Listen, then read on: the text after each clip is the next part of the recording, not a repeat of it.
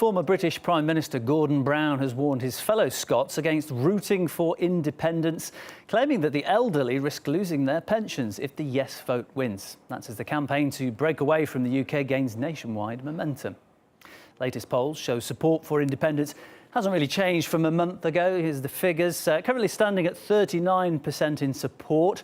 Opposition, though, that's fallen down from 46% in March to now 42%. Sara Firth reports.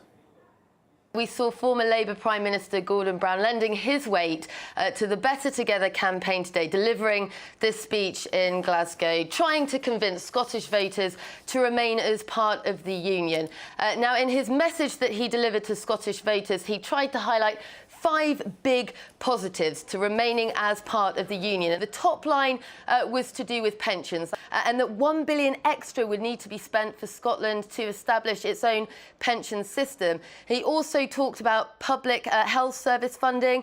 He mentioned jobs, of course. He also talked about low interest rates and cultural links. Now, what's really important coming off the back of the speech is whether or not he managed to separate himself from what's often a criticism levied at the No campaign, which is this very negative rhetoric that comes from them.